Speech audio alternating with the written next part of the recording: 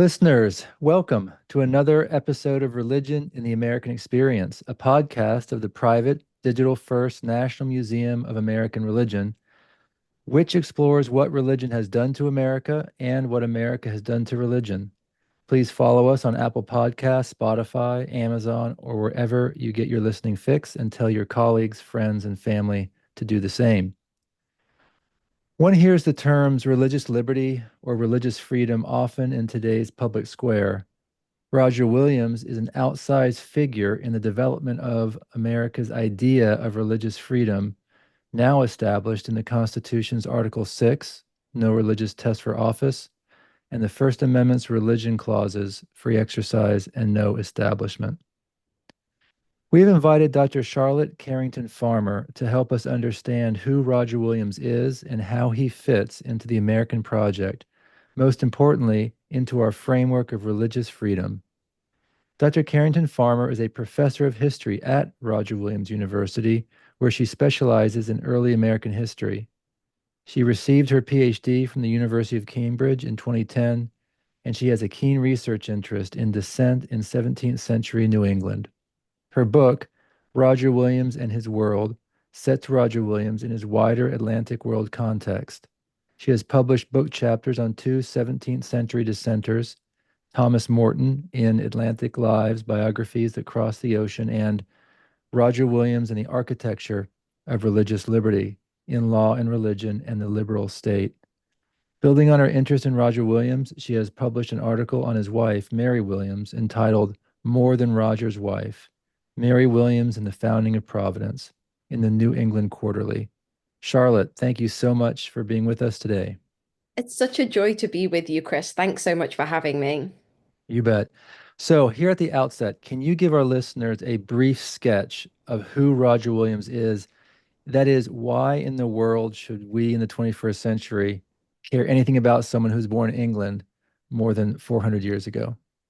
That's a brilliant opening question. Thank you.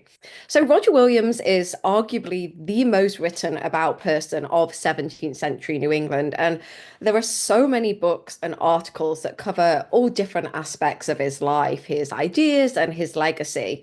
And I think even beyond the academy, there's so much public recognition of Roger Williams, especially where I'm based now in Rhode Island. There's the university where I work, there's a park, there's a zoo named after him, and there's a dedicated Roger Williams National Memorial that's operated by the National Park Service. And what's really fascinating to me is that Roger Williams never sat for a portrait. That's not stopped sculptors and artists drawing on all kinds of inspiration, whether that's the weird and wonderful Ted Williams, the baseball player, to more realistic ideas through the surviving descendants through the incredibly active Roger Williams Family Association to imagine what he looked like. And we've got statues of Roger Williams everywhere, not only in Rhode Island, in the State House, but also in the US Capitol and indeed on the Reformation Wall in Geneva. And he was even on a postage stamp in 1936. So, to your question then, why does Roger Williams matter? And I think simply for me, it's the important contribution to religious freedom that he made over 400 years ago in the 17th century. Now, that's not to say he was the first person to advocate for religious freedom. He absolutely wasn't. But the settlement in Providence that he founded in 1636 was possibly the freest place in the Western world at the time. And what's more, he didn't just theorize about religious freedom, he created the physical place where those ideals could be lived out, for better or for worse. And I'll offer a little bit of a brief biographical sketch just to offer some content. So, we seem to know a lot about Roger Williams, but there's actually a whole bunch of stuff that we don't know. For example, we're not sure exactly when he's born. We think it's around 1603, but his baptism records were destroyed in 1666 in the Great Fire of London when his parish church, St Sepulchre without Newgate, part of it was burnt down. And I love this about Roger Williams. He reflects on how old he is several times in his life, but the dates don't add up. So he kind of forgets how old he is, and I can relate to that as I age. And I think it's actually really important to understand William's time in England, specifically his neighborhood of Smithfield, and how that impacted his later views on religious freedom and the separation of church and state. So, Williams grew up in the Smithfield district of London, and close to his home on Cowes Lane, there was this incredibly busy and bustling livestock market. It was a bustling hub for Dutch traders, and just down the street was Newgate Prison, and more specifically, the Smithfield execution site. And England, obviously, from the 16th century right through to William's time in the 17th, had experienced incredible religious upheaval following Henry VIII's break with the Catholic Church, and England had switched back and forth between being Catholic and Protestant and backwards and forwards. And when Williams was a young boy, a huge group of people gathered in his neighborhood of Smithfield to watch Bartholomew Legate, who was branded a heretic for being a separatist, burnt to the ashes in Williams' area. And we have these incredible primary sources that bring to light the horrors of what that would have been like. The terrible smell of burning human flesh as people suffered up to 45 minutes as three different fires were lit. This process was deliberately slow and painful. And again, in the book, I include some of these early accounts of people being burnt alive for their religious beliefs that Williams may have seen as a young boy, but he also knew that long history that extended in his neighborhood before he was even born. And I think what's really interesting is that right next to Smithfield was Newgate Prison. In 1616, Thomas Helwyn died in that prison when Williams was a teenager, perhaps, for arguing for the very thing that Roger Williams went on to create in Rhode Island, a place where religion was separate from the state. And like Helwyn's proclaimed, quote, the magistrate is not to meddle with religion or matters of conscience, nor to compel men to this or that form of religion. And so, again, to your question, what makes Roger Williams so important is he grew up in this neighborhood in England that showed the long and bloody history of persecution by the state for religion's sake. And he created something very, very different. Um, and William's childhood impacted him in other ways too. His father was a merchant tailor, and it's likely that young Williams went down to the London docks on the River Thames with his father and perhaps learned the importance of business and trade and languages. Williams, when he founded Rhode Island, actually worked as a trader, trading with native peoples. And again, his time in England, specifically his father's job, trained him in those skills. William's life was changed, I think, by one of the most important people in early modern England, Sir Edward Coke, who went on to be the Chief Justice of England. Coke took the young Roger Williams under his wing and hired him as an amanuensis, essentially an apprentice. And so Roger Williams, who was skilled in shorthand, followed Coke round, taking notes on sermons, taking notes in the Star Chamber.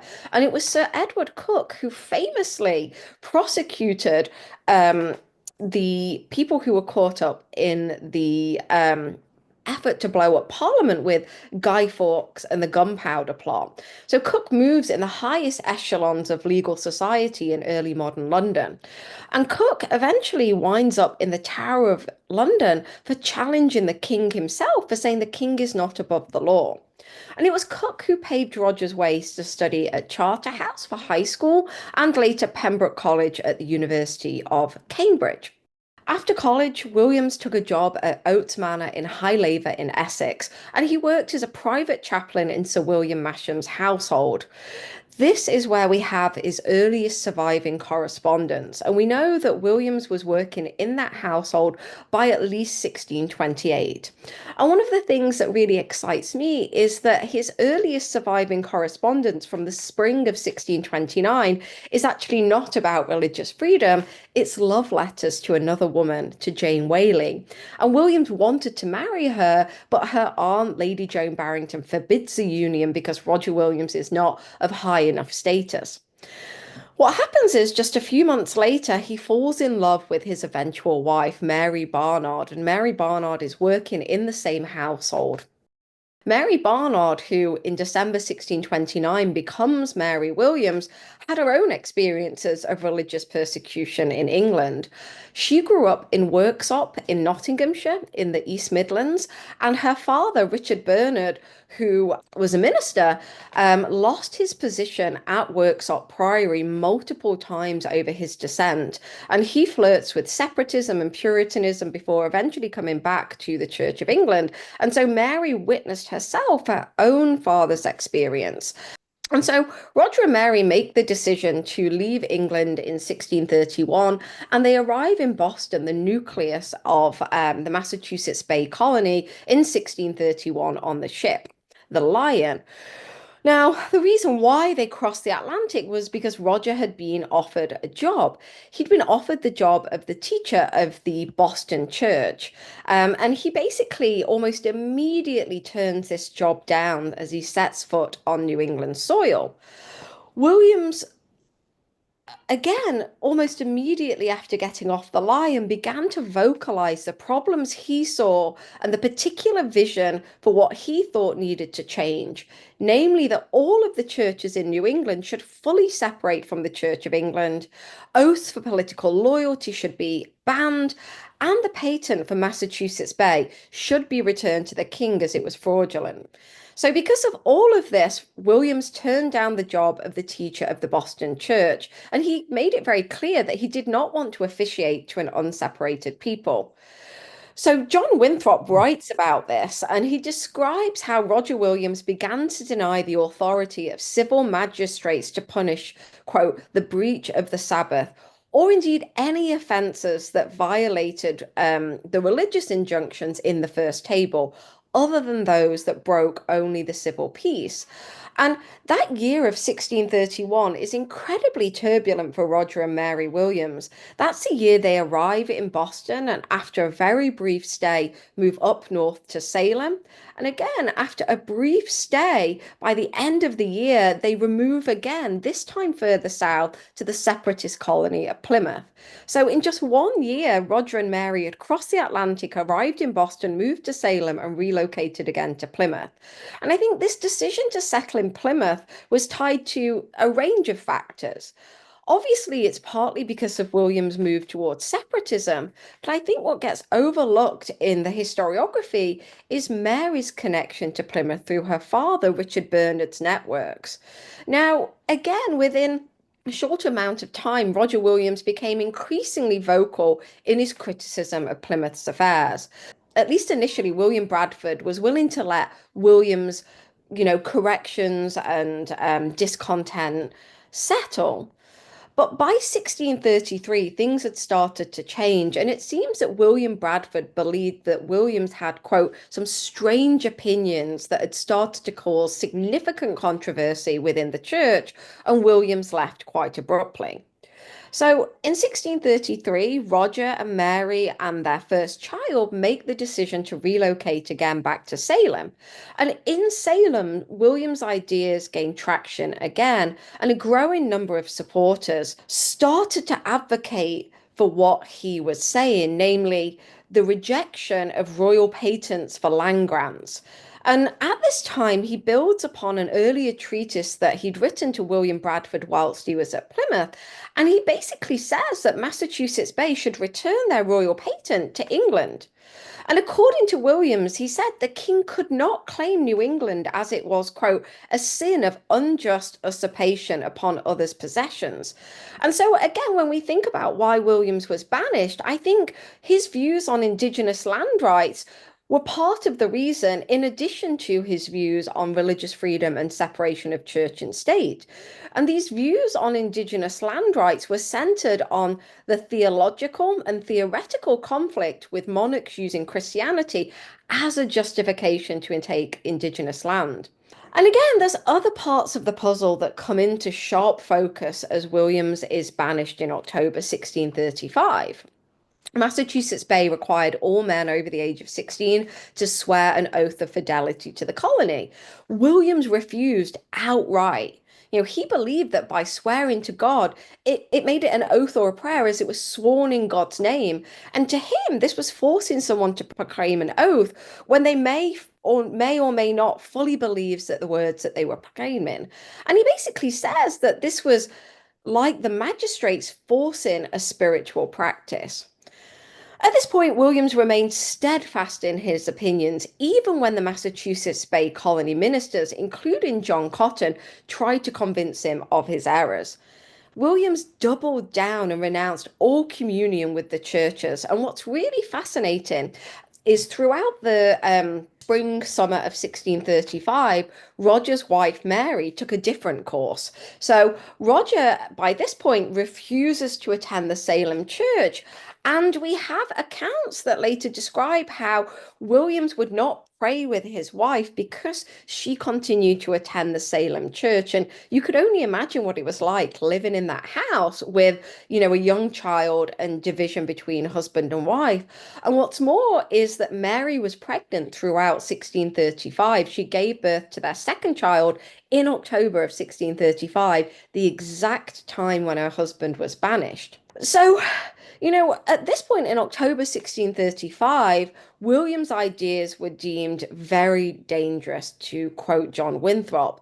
And Williams laid bare how he felt his vision for a city upon a hill had failed, both in its legal and religious aims. And Williams charged the magistrates with injustice and extreme oppression. And he described the churches in the colony of being, quote, full of anti-Christian pollution. And he went as far at this point to declare that there should be, quote, unlimited toleration of all religions. And if anyone was punished for matters of conscience, it was nothing short of persecution. And again, I think it's important to think about separation of church and state and religious freedom, but also how that ties to politics and Indigenous land rights. Because by default, William's attack on the church extended to the Church of England and its head, the king. So Williams, I think, was not just a political liability to Massachusetts Bay, but he put their patent, their very grant that allowed them to settle, in danger. And a later account by William Hubbard described how Williams had spoken, quote, dangerous words against the patent, the governmental foundation of the colony. So I think it's really important to think about this it's not simply a theoretical fear, as those forces were at work in England that sought to revoke this from Massachusetts Bay if it couldn't control its people like Roger Williams. So Williams was Right. formally banished for his new and dangerous opinions. He went on to found Providence in 1636, a place where religious freedom ruled. And he agreed to settle the land expressly with the permission of the Narragansett sachems. And again, circling back to your opening question about why should we remember Roger Williams 400 years later? And I think that goes back to how far Williams went, right? While other people in Williams' time advocated for and allowed at least some type of religious toleration, Roger Williams went further. He put religious liberty, not simply toleration, into practice on the ground. Williams abhorred any form of religious persecution, boldly declaring, quote, any souls compelled and forced into hypocrisy of false worship was akin to, quote, spiritual and soul rape. And to Williams, this was radical, right? Religious liberty meant there should be no laws concerning religion, God, and the souls of men. And put simply, the government should not take a position on religious issues. And again, why does Williams matter? He builds this place physically on the ground in Providence. Williams got to work rapidly from 1636 to construct the apparatus to govern the settlement with a commitment to ensuring the separation of church and state. Unlike England and the rest of New England, Providence had no established church that received tax support. People were free to worship as they chose, which included not worshipping at all if they wanted to. And Williams agreed this not only with the settlers in Providence, but he retroactively went back to England twice, once in the 1640s and again in the 1660s, to get the agreement from the Parliament and later the King to allow this. And I'll just wrap up this opening question with a comment on the 1663 Charter. And again, why does this matter to us 400 years later? So, after the monarchy was restored in 1660, Rhode Island retroactively got a charter 3 years later, granted by King Charles II in 1663. And again, I think this puts the tiny colony of Rhode Island at the front and center about why it matters today. And though at the time Rhode Island was only a small corner of the English Atlantic world, the colony offered refuge to, quote, the poor and persecuted. And when the king affirmed the charter in 1663, his approval allowed all the world to see his royal promise, which provisioned that nobody in the colony could be molested or questioned over religious matters, provided they kept the civil peace. And I think Williams used the king's approval to basically use Rhode Island as a model against his neighboring colonies that persecuted Quakers, Baptists, and other dissenters. And one of the favorite letters in the book is actually when Roger Williams is almost 80. And as an old man, he reflected back on his life's accomplishments. He reflected how proud he was of Rhode Island's charter as it excelled, quote, all in New England, but not only New England, the rest of the world, as to the souls of man. And Williams was right. This 1663 charter was nothing short of revolution. It cemented Williams' vision for religious freedom. And I think this is why he matters to today. He founded arguably the freest place in the Western world. Okay, well, that was super helpful. Appreciate that. You have a lot of understanding of him and his times, and I think that gave us a really good understanding of who he was, and especially the emphasis on not just theory, but putting things into practice, like putting his life and his, well-being on the line and that of his family, all for this. And you have to wonder, did obviously he was a brilliant person. Um, you have to wonder if his proximity to some of those executions had something, ingrained in him something that pushed him from theory into practice. I mean, I don't know, but Yeah. He never writes about it, but some of the opening documents in my book are actually maps of that neighborhood, right, yeah, out where his house was, where his parish church was, where his high school was. And I think it had to have an impact on him, right? In some of his later publications, he reflects back on, the religious upheaval in England from Henry VIII right through to the early 17th century. And, equates it to, a weather vane that just kind of spins round and changes on the whim of a monarch. And, he never writes the line, growing up in Smithfield, made me create this place, but it must certainly have had an impact on him, I think. yeah, yeah. Okay. Have you talked briefly about his view of indigenous peoples? So you mentioned, and I've read that he was very adamant that European colonists purchased land from the indigenous peoples. That was one of his things, right? We just can't take it from them. And then I also read in one of the letters in your book, um, a letter to John Winthrop, and I'm going to quote from it. It having again pleased the Most High to put into your hands another miserable drove of Adam's degenerate seed and our brethren by nature, close quote. So, and we have, I fully understand and believe in the concept of treading lightly in history. Like we are not there, we're here. Uh, Even so, give our listeners your brief understanding from reading Williams, what his views were on indigenous peoples. Yeah, that's such a great question. And I think to start off with, it's really important to say that it's hard to generalize about his beliefs, right? Like, I think it depends on the particular time and place that Williams is interacting with Native peoples, because his Okay. views evolve over time. His views and interactions with specific Indigenous leaders are different. And his interactions are driven by his particular motives, which evolve over time.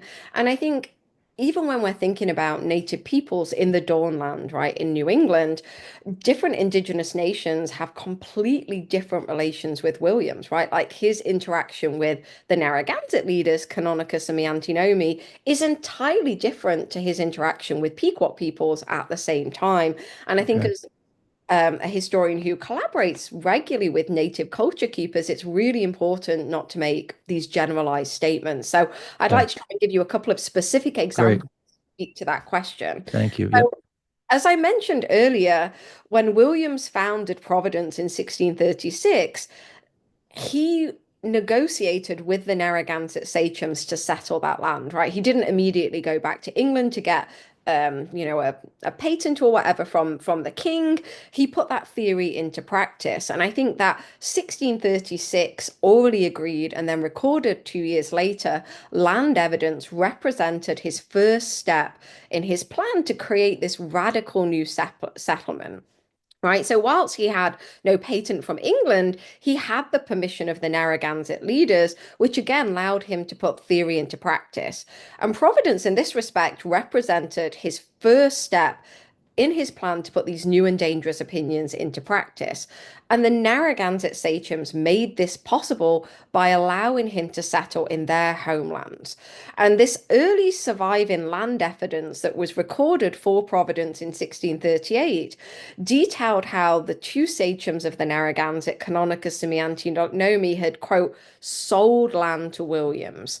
And, they confirm and establish this in writing. And one of the things that I really love about my book is the fact that around the primary sources, it has these really wide margins where you can kind of bold out words and ideas. And it's allowed my good friend Loren Spears, who's Narragansett and heads up the Tomaquat Museum, to offer her perspective as a Narragansett culture keeper today on what that agreement looked like from a native perspective. And I think what she makes clear is that without the express permission of the Narragansett sachems, Williams wouldn't have been able to settle in their homelands. And she makes it clear that from a Narragansett perspective, the land was likely gifted as part of a trading pact, with the expectation that Williams would return the favor through trade, and that in many ways he would be a tributary to the Narragansett nation. And also to foster this trading agreement, Canonicus, quote, with his own hand, also granted Williams a trading post further down in Narragansett homelands, which was readily accessible by land and water. And what's really clear is that every aspect of his daily life revolved around sustained and complicated interactions with native peoples at his home, at his trading post, and in their homelands and beyond. And historian Julie Fisher calculates that 70% of his surviving correspondence references native peoples, and at least 85 indigenous individuals are specifically named. So this goes back to my opening point about we can't make these generalizations. And what's fascinating to me is even when he's in England dealing with the charter business, indigenous news and politics still were central facets of his world and feature in his correspondence. He later recounted, I feel like somewhat idealistically, that it was, not price or money that enabled him to settle in Providence. It was obtained by love. And as the town was kind of reconfiguring its boundaries in the 1660s, Williams reaffirmed that he, quote, had settled with language, acquaintance, and favor with the Narragansett, not money, and that he, quote, bore the charges and ventures of all gratitudes that were given by the great sachems and other sachems and natives round about us in a loving and peaceable neighborhood. And so it gives you this real sense then that it was this mutual agreement between the Narragansett Nation and the Providence settlers. And it gives you that tantalizing sense that the town of Providence was surrounded and vastly outnumbered by Algonquian peoples for most, if not all, Williams' life, right? His settlement was right in the heart of Indian country. It was an important site of long held traditions of trading and gathering. And, whilst Williams described his views and interpretation of the agreement, several times throughout his life, one of the frustrating gaps in the surviving sources is the lack of perspective on this agreement from the Narragansett sachems themselves, in their own words. And as I said to you, it seems likely that the Narragansett leaders calculated the political and diplomatic advantages in allowing Williams to settle in their homelands. And I think one of the things I wanted to be really transparent in the book was about these dramatic and impactful silences in the sources, right, by native peoples describing Roger Williams in their world, in their words, right, and the life he lived Yeah. in homelands and worlds. And so I think it's really important in the book to listen to Indigenous culture keepers. And I say the work by Loren Spears has been pivotal. Now, that being said, William's life was defined by his trade in business and political interactions with his Narragansett, Wampanoag, Pequot, Niantic, Mohegan, and other Indigenous neighbors. And Williams describes himself multiple times in his correspondence that he was a friend to the natives, right? And I think there's some truth to that. I think he was closer to native peoples than most other settler colonists of the times, and he did go to great lengths to learn the Narragansett language. And after over a decade of studying the language, he published his book, A Key into the Language of America, whilst he was in London in 1643. This book was an incredibly important, groundbreaking, even Narragansett English dictionary and phrase book, but it also included William's ethnographic observations on Indigenous customs, manners, and worship. And looking back, he reflected, maybe a bit naively again, that, quote, his sole desire was to do the natives good and to that end learn their language. And one of the things that comes up in the book is how Williams repeatedly catalogued his zealous desire to dive into native languages. And this wasn't something that just happened in Providence. This started when he lived in Plymouth and Salem. And in the book, Williams not only offers interesting translations of Narragansett and English words and phrases, but those ethnographic observations are also important. So one of the most famous lines in the book is this, quote, nature knows no difference between Europe and Americans in blood, birth, bodies, and so on. And he went on, he exhorted his countrymen, quote, boast not proud, English, of thy birth and blood. Thy brother Indian is by birth as good. Of one blood, God made him and thee and all, as wise, as fair, as strong, as person all. So he's saying everyone's equal in God's eyes. But again, I think we can't just always take Williams at his word, right? Like a key, and I think Roger Williams had their limits. As a white man who had a particular goal for his publication, there's probably only so much he could and perhaps should understand. And I want to recommend people check out the Tomaquat Museum edition of Roger Williams' A Key into the Language, which is written by Narragansett educators and culture keepers and assesses Williams' success in that endeavor. And to speak directly to conversion, right? When Roger Williams first arrived in New England, he hinted that he was potentially interested in converting native peoples to Christianity. But later in his life, he was staunchly opposed to any conversion effort. So again, we see that we can't make a blanket statement on his views. His view evolves over time. And we know Williams later directly objected to the work of Massachusetts Bay's chief missionary, John Eliot, who translated the Bible into Wampanoag, set up praying towns to pioneer conversion to Christianity. And Williams published these views in Christenings Make Not Christians in 1645, and he even wrote about it later in shorthand. And again, I want to think about motives for this, right? Williams was a diplomat. He worked really hard to mediate the conflict between the settler colonists and native peoples and to keep peace in the region, especially during the Pequot War.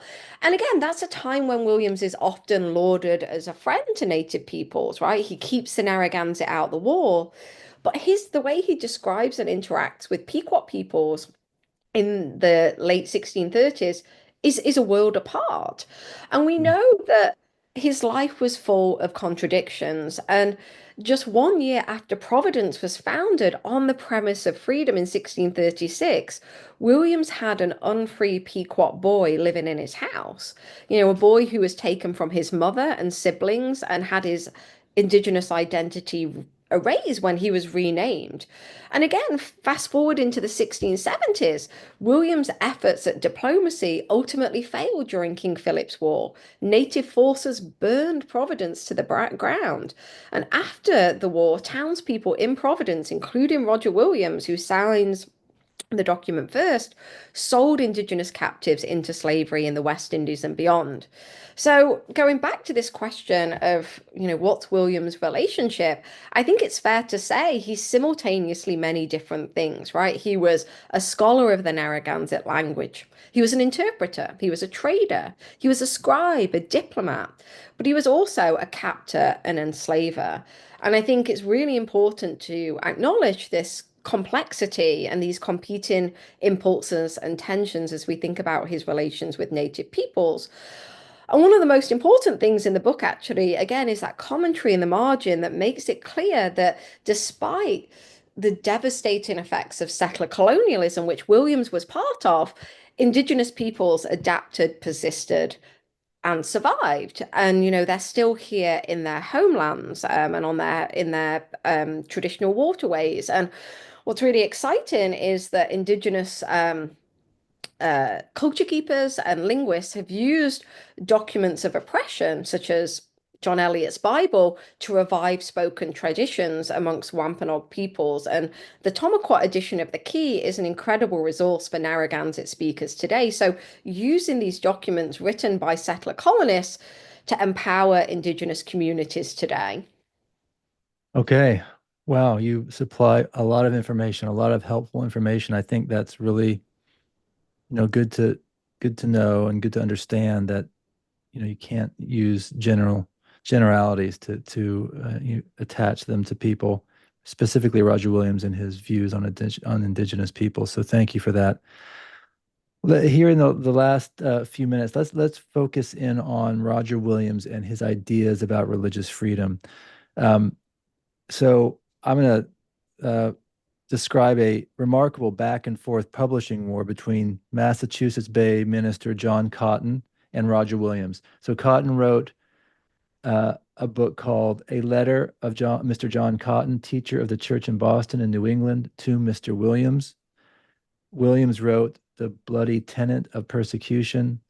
Cotton wrote The Bloody Tenant, washed and made white in the blood of the Lamb. And then Williams wrote The Bloody Tenant, yet more bloody, by Mr. Cotton's endeavor to wash it white, the blood of the Lamb. So, can you elaborate on this story? Just, I'm trying to frame it. Roger Williams and religious freedom. What do we know about like that? And because we introduced this as Roger Williams' influence on religious freedom in the United States. So, tell us that story. Yeah, thank you. Firstly, I think you have to give it to 17th century people such as John Cotton and Roger Williams for their titles and their publication wars, right? Like they go all out. And when I'm teaching these documents, I always love my students looking at the title page because I don't think they believe in spoiler alerts in the 17th century, right? Those front covers tell you pretty much what you're going to get. So, yes, let's set this in context then. So, Williams went back to England twice on charter business, and on that first voyage in 1644, whilst he was in London, he published perhaps one of the most significant defenses of religious freedom in Western history, right? Titled The Bloody Tenant of Persecution, and then the subtitle is The Cause of Conscience Discussed in a Conference Between Truth and Peace. Now, this book is incredible. He did not submit it to the censor for approval. It wasn't licensed. His name's not on the front cover. There's no publisher on the front cover. But this publication sold rapidly, and a second edition appeared within weeks.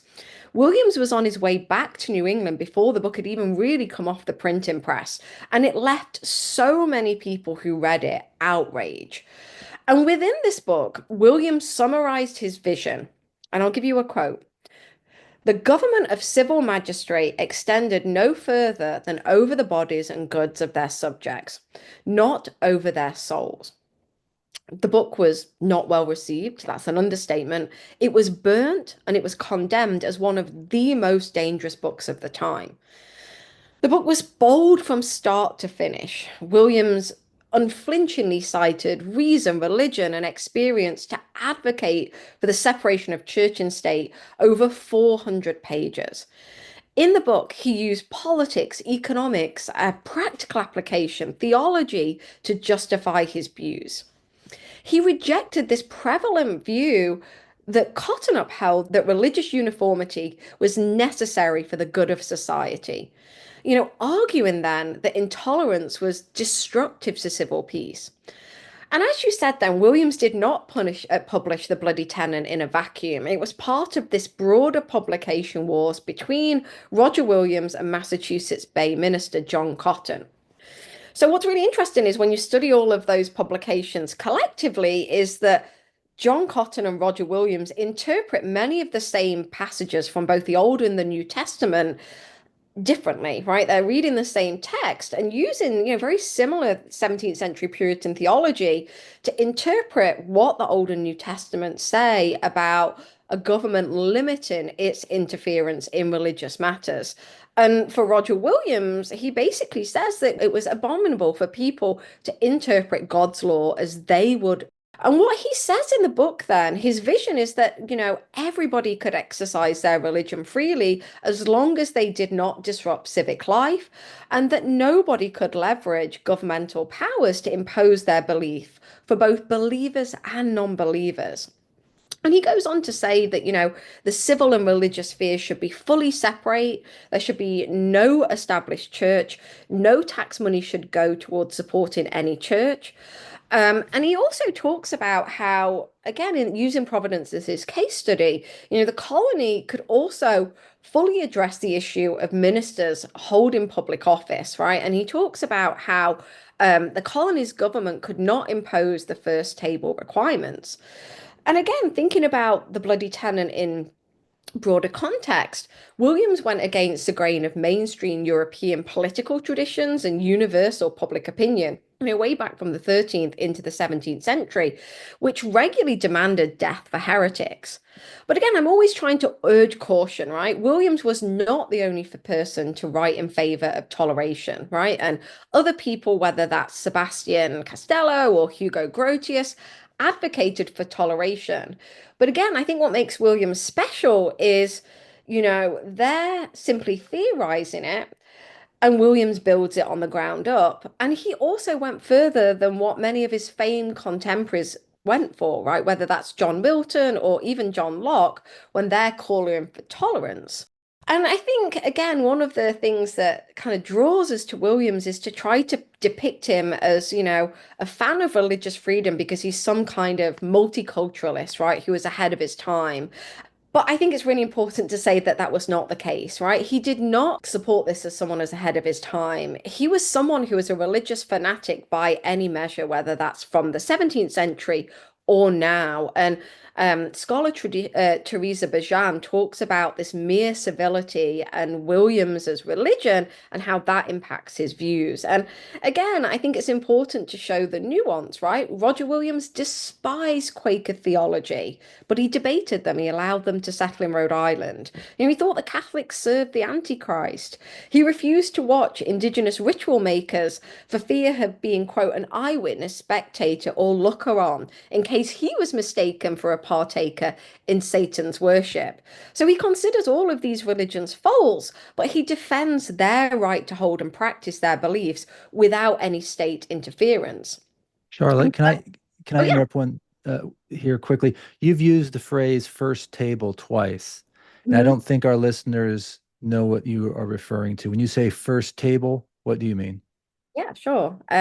So that's a really great question about the first table. And as I previously mentioned, my book has these really wide marginal notes that allows me to bold out key phrases, people, events, or whatever, and offer marginal notes. And in the book, one of the phrases that is bolded out is first table. And this is what the marginal note says. It describes it as, quote, the Ten Commandments can be divided into two tables. The first table, commandments 1 through 3, describe how people should live in relation to God. And in this context, it pertains to issues of Sabbath attendance and blasphemy laws. So that's how I explain it in the book. And again, it's one of the really cool things is that, explaining William's complicated 17th century world in a way that's understandable to people today. Was Roger one of the first to identify that the state had legitimate authority only on the second table and not the first, or was that an older idea? Other people had discussed it, absolutely. Okay. There are some people in Europe, but he goes further and basically says, we should put this into practice, right? Right. We should just Okay. theorize about it. We should do it. Okay. So yeah, there are a few other people, and some parts of Europe um, experiment with some type of religious tolerance, but it's nothing like the bold separation of church and state that we see in Providence. Okay. So the Bloody Tenant then was part of this larger theological conflict that Williams had with John Cotton. And these publication wars are fascinating. Cotton published a letter of Mr. John Cotton, teacher of the church in Boston in New England, to Mr. Williams in 1643. Williams responded the following year in print with the Bloody Tenant.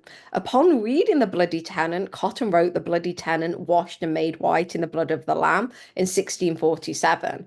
And turning back to what Cotton says, right? For Cotton, the dual responsibility of the magistrate was to protect the church from heretics and other enemies and to enforce the perpetual laws.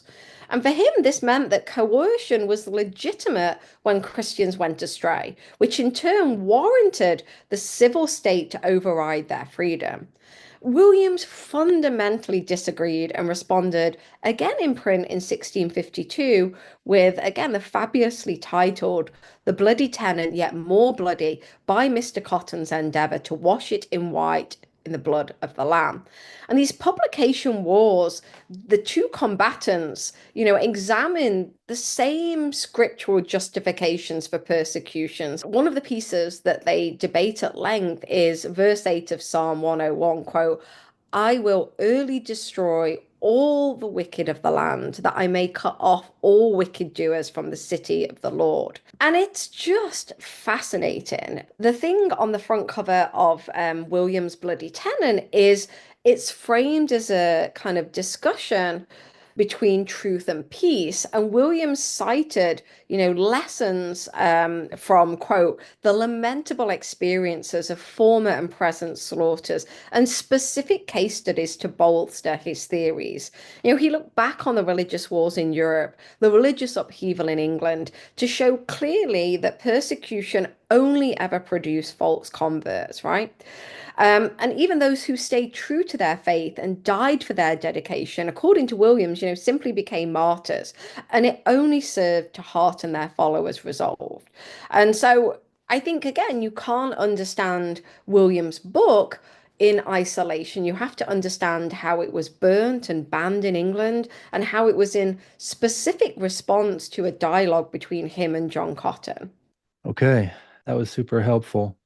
Charlotte, as we conclude, do you want to share any lessons or takeaways from Roger Williams and his writings and world, either in terms of important historical transformations you are charting or in terms of helping us better understand our present moment in the American narrative?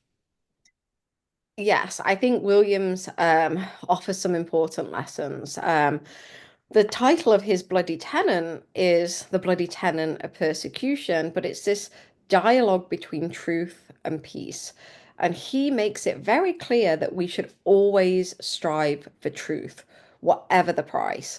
And in a time when we're being directed to teach specific types and interpretations of history, Williams himself was complicated and his world was complex. And I think there's a real danger in trying to oversimplify him and the rest of American history.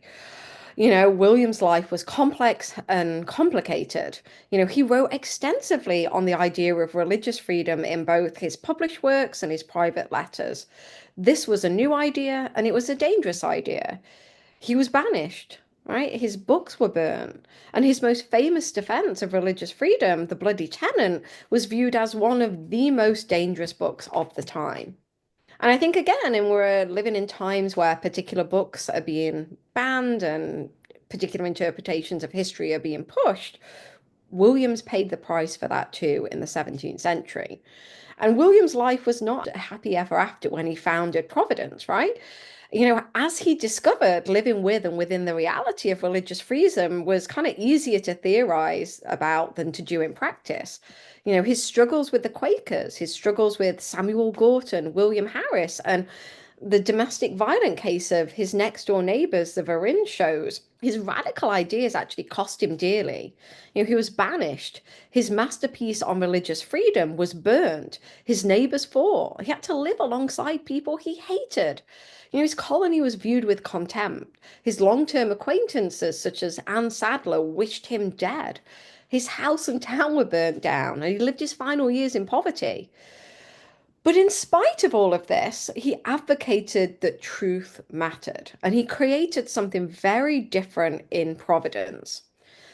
And again, I think he's a really good cautionary tale on oversimplifying a particular narrative in American history. I think we have to understand him in his complexity, right? He proclaimed Indigenous people were equal in God's eyes, but also referred to them as proud and filthy barbarians.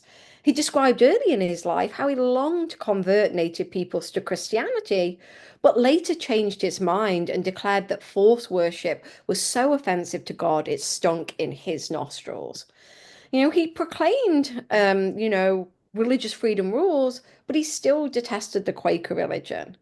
He described the love Indigenous people had for their children and then took an unfree Pequot boy away from his mother and family.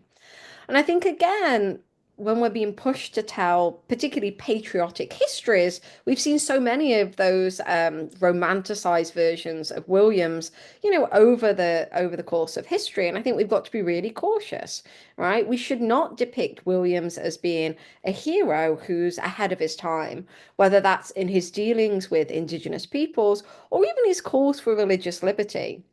And what I've tried to do in the book is to show, Williams was not a man out of his times or indeed ahead of his day. He had incredibly remarkable ideas and founded a revolutionary colony, but his feet were very firmly on the English or Narragansett earth in which he resided. And I hope then that this book is an introduction to reading Roger Williams in his own words. I think as historians, it's really important to be transparent, not just what we know, but how we know it, reading the primary sources and allowing the past to be understood in all of its complexity with no agenda behind it. And so I hope this book is a springboard to reading the original manuscript documents. And as Williams hoped of his book, A Key into the Language of America, I hope my book also aspires to be, quote, a little key to open a box where lies a bunch of keys, a gateway to learning more about Roger Williams and his world in his own words. Okay, thank you, Charlotte. You have the last word. We have been listening to Dr. Carrington-Farmer, Dr. Charlotte Carrington-Farmer, who is a professor of history at Roger Williams University and author of Roger Williams and His World. Charlotte, thank you so much for giving your time today to help us get to know Roger Williams, what role he played in American history, specifically with regards to religious freedom that we have today in our Constitution. Each of us listening is now better equipped to perfect and perpetuate the American experiment in self-government. I hope you've enjoyed the time with us as well. Yes, thank you, Chris. It's been a joy to speak with you and indeed the National Museum of American Religion. Thank you for having me. All right, Charlotte, excellent. Super, super good. Yeah, thank you. Genuinely my pleasure. I hope I hit all the things that you wanted. If you You go did. back and think things are missing, I'm happy to hop on another Zoom and record, Okay. Okay, no, it was you brought out some really important views and perspectives and lots of good information that I think very important for our listeners. So appreciate it. Yeah, my pleasure. Do you know a timeline on when you think it might be out there? Um, it's probably going to be summer, late summer. Perfect. Okay. Will you let me know? I will absolutely. Amazing. All right, Chris, enjoy the rest of your day. I'll talk You to you too. soon. Thank you. All Bye. right, bye bye.